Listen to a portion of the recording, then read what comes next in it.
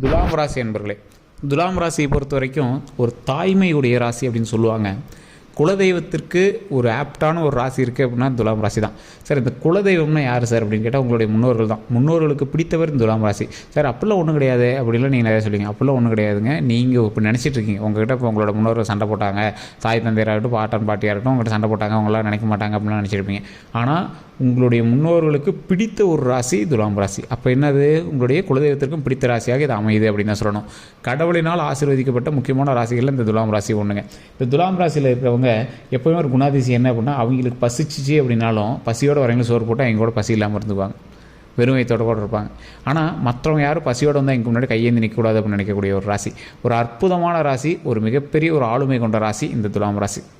இந்த துலாம் ராசியில் இருக்கிறவங்க பெருசாக எதுவும் எதிர்பார்க்க மாட்டாங்க.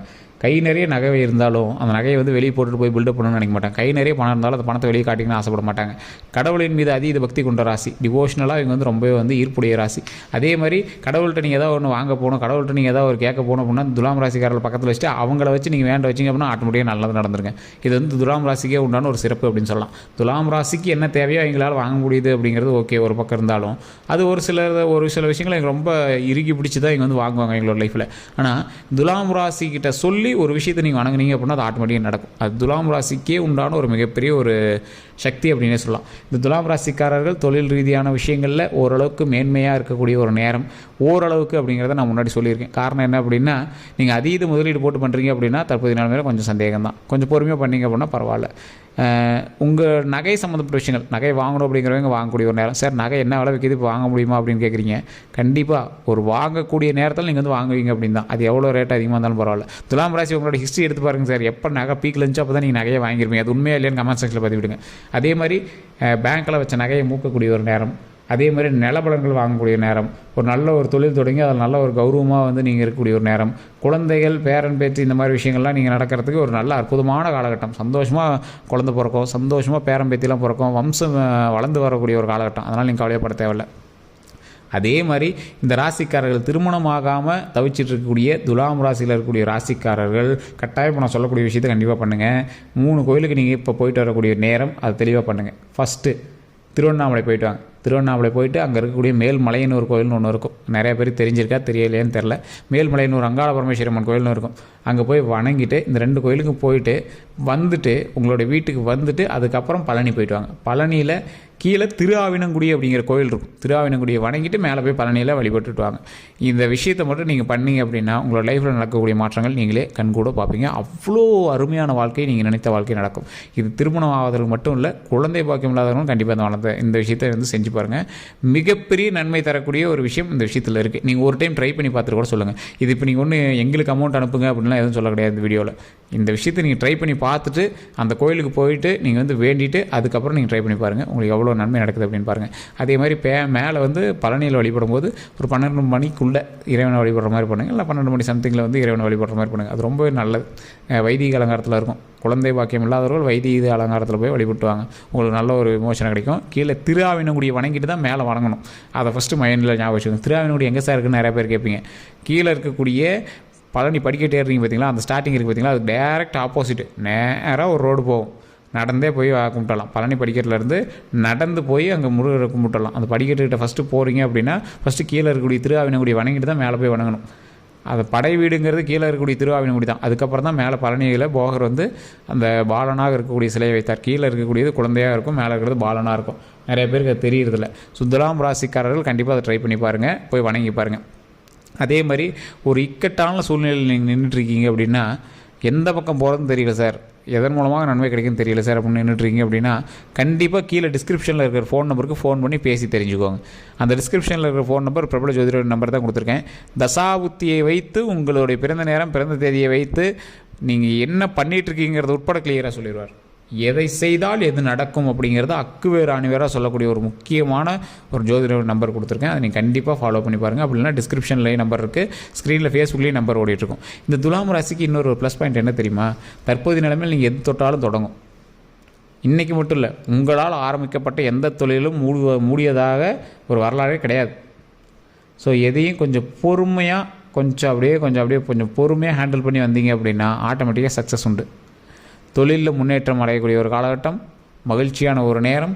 இந்த தொழில் மட்டும் கிடையாது, நீங்கள் எந்த ஒரு தொழிலில் போனீங்கனாலும் நல்ல ஒரு லாபம் கிடைக்குங்க. சுயதொழில் பண்ணுபவர்களுக்கு நல்ல ஒரு வாய்ப்பு. கொஞ்சம் லேக் அடிச்சு தான் வரும். எடுத்தோன்னேலாம் சக்ஸஸ் அச்சீவ் பண்ண முடியாது. கொஞ்சம் லேக் அடிச்சு தான் வரும். அதான் சொல்கிறோம்ல, நகையை பேங்க்கில் வச்சுருந்தா மூட்டுருவீங்க, லோனை கொஞ்சம் கட்டிடுவீங்க. சின்ன கடன்கள் கொஞ்சம் அதிகரிக்கிறதுக்கான காலகட்டமாக இருந்தாலும் நகை சேரக்கூடிய ஒரு காலகட்டம். லோன் வாங்கி கூட நகை வாங்குவீங்க, இல்லை நகையை பேங்க்கில் வச்சு கூட நகையை வாங்குவீங்க. சொல்லலாம் பேங்க்கில் வச்சு நகையை மூப்பீங்க. இந்த மாதிரி நகை சம்மந்தப்பட்ட விஷயங்கள் உங்களுக்கு நடக்கும். இல்லையா, போய் வட்டியாவது கட்டிட்டு வரீங்க சார் இந்த காலகட்டத்தில், அது உங்களுக்கு நடக்குதா இல்லையான்னு பாருங்கள். அது நடந்துச்சுன்னா உண்மையாக இல்லையாங்கிறத மென்ஷன் பண்ணுங்கள். அதே மாதிரி இந்த ராசிக்காரர்கள் வண்டியில் கொஞ்சம் கவனம் தேவை.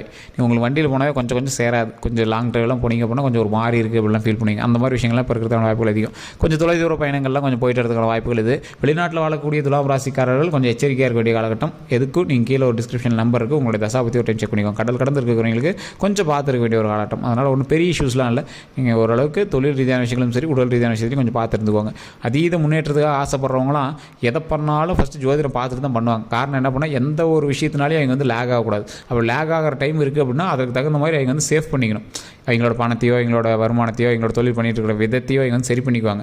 நிறைய பெரிய விஐபிஸ்லாம் பாருங்கள், அடிக்கடி ஜோதிடம் பார்ப்பாங்க. காரணம் என்னென்னா, இந்த விஷயத்தை இப்போ பண்ணலான் இருக்கோம், இது பண்ணால் எந்த பிரச்சனையும் வரக்கூடாது, இல்லை பேக்ரவுண்ட் சேஃபாக இருக்குமா, இப்போ போடுற பணம் சேஃபாக இருக்குமா, இது எல்லாத்தையுமே கேட்டு தெரிஞ்சு தான் பண்ணுவாங்க. அப்படி ஒரு பிரபல ஜோதிட நம்பர் தான் நான் கீழே கொடுத்துருக்கேன். அப்படி பண்ணுறதுனால நம்மளுக்கு என்ன ப்ளஸ் அப்படின்னா, எந்த ஒரு ப்ராப்ளமும் மாட்டாமல் தப்பிச்சிக்கலாம், சிக்கல்களில் சிக்காமல் தப்பிச்சிக்கலாம். இதுதான் அதில் ஒரு முக்கியமான விஷயங்க.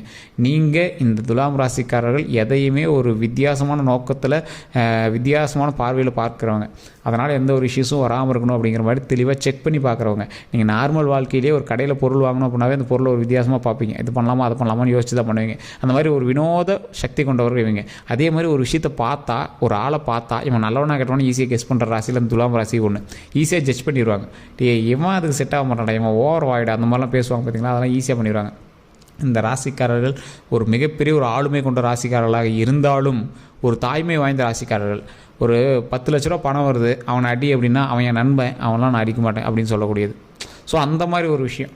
ஒரு பணம் எவ்வளோ தான் இருந்தாலும், அவர் கடன்லேயே இருந்தாலும் நட்போட்டாரமோ இல்லை மகிழ்ச்சியோ இல்லை பாசமோ இந்த மாதிரி விஷயங்கள்லாம் இவங்க ரொம்ப இறங்கி போகிற ஒரு ராசி. தொழில் ரீதியான விஷயங்களில் நிறைய ஹைலைட்டான பாயிண்ட்ஸ்லாம் கேட்கணும் அப்படின்னா இவங்ககிட்ட கேட்கலாம். இவங்க பெரிய பிரில்லியண்ட்டாக அப்படின்னு கேட்டால் ஒரு ராசியான ஆள் அப்படின்னு சொல்லலாம், ஒரு ராசியான ஸ்டெப் எடுக்கக்கூடிய ஒரு ஆள் அப்படின்னு சொல்லலாம். நல்ல ஒரு மகிழ்ச்சியான ஒரு வாழ்க்கை வாழ்வதற்கு துலாம் ராசிக்கு இந்த காலகட்டம் மிகப்பெரிய ஒரு உறுதுணையாக அமையுதுங்க. அதே மாதிரி இந்த ராசிக்காரர்கள் இன்னொரு ப்ளஸ் பாயிண்ட்டை நீங்கள் ட்ரை பண்ணி பாருங்கள். இந்த ராசிக்காரர்களுடைய உச்சக்கட்ட விஷயமே என்ன அப்படின்னா, மகிழ்ச்சி, குடும்பத்தோடு இருக்கணும், குடும்பம் நல்லா இருக்கணும் அப்படிங்கிறது தான் இவங்களோட உச்சக்கட்ட மகிழ்ச்சி. அந்த விஷயமும் தற்போதைய காலகட்டத்தில் மகிழ்ச்சி நடந்துட்டு இருக்கு, நடக்க போகுது அப்படிங்கிறது தான் ஒரு முக்கியமான விஷயங்க. சின்ன விஷயங்கள் எது நடந்தாலும் சின்ன தடைகளோடு நடக்குது அப்படின்னு நீங்கள் வருந்திட்டு இருப்பீங்க. அந்த தடைகளை தாண்டினா தான் உங்களுக்கு பிரச்சனை இல்லாத வாழ்க்கை அமையுது அப்படிங்கிறத மைண்டில் வச்சுக்கோங்க. அதாவது அது உங்களோட திருஷ்டி அப்படிங்கிறத தான் நீங்கள் புரிஞ்சுக்கணும். நீங்கள் எந்த விஷயமே பண்ணாலும் சின்ன திருஷ்டிகள் உங்களுக்கு இருக்குது பார்த்தீங்களா, அந்த மாதிரி சின்ன திருஷ்டின்னு நினச்சிக்கோங்களே தவிர மற்றபடி உங்களுக்கு எந்த ஒரு ப்ராப்ளம் வராதுங்க. தொழில் ரீதியான விஷயங்களை கொஞ்சம் கவனமாக பண்ணுங்கள். உங்களை ஏமாற்றுவதற்கு சில துரோகிகள் உங்கள் பின்னாடி இருக்கிறதுக்கான வாய்ப்புகள் அதிகம். ஸோ அந்த விஷயத்தில் மட்டும் கொஞ்சம் கவனமாக இருங்க, எச்சரிக்கையாக இருங்க. உங்கள் தொழில் செய்யக்கூடிய இடத்திலோ, நீங்கள் வேலை செய்யக்கூடிய இடத்திலோ உங்களை ஒருவர் மட்டும் உங்களை சார்ந்து இருப்பார். ஒருவர் உங்களை அப்படியே உங்களை தட்டி இது பண்ணுவார். உங்கள் கூடவே இருக்கிற மாதிரி இருப்பார். ஆனால் உங்களை தட்டி அப்படியே உங்களை டவுன் கொண்டு போகிறது பார்ப்பார். இது உங்களோட தொழில் சம்மந்தப்பட்ட விஷயத்தில் இப்போ நடந்துகிட்ருக்கு அப்படின்னா கண்டிப்பாக எச்சரிக்கையாக இருக்க வேண்டிய ஒரு காலகட்டம் தற்போதைய நிலைமையில் உங்களுக்கு. ஏன் அப்படி சொல்கிறேன் அப்படின்னா, அவர்களால் உங்களுக்கு தொழில் ரீதியான விஷயத்தில் பிரச்சனை வரதுக்கான வாய்ப்புகள் அதிகமாக இருக்குது. அந்த இடத்துல மட்டும் நீங்கள் கவனமாக இருங்க.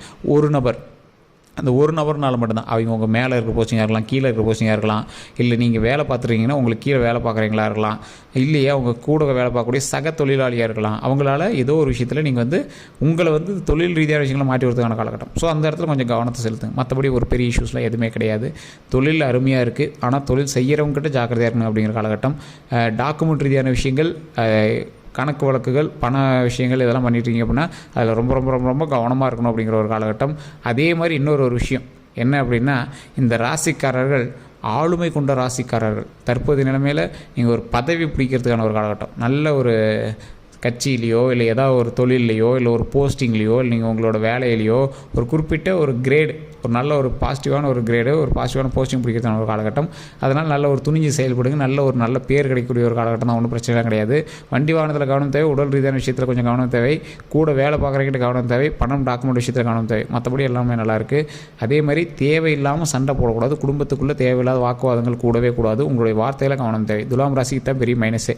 வார்த்தையில் கொஞ்சம் கவனமாக இருந்துக்காங்க. வார்த்தையை நீங்கள் விட்டுறீங்க, அதனால் தேவையில்லாத பிரச்சனைகள் வருது. ஸோ வார்த்தையில் கவனம் பாருங்கள். ஏதாவது ஒன்று பேசணும் அப்படின்னு பேசக்கூடாது.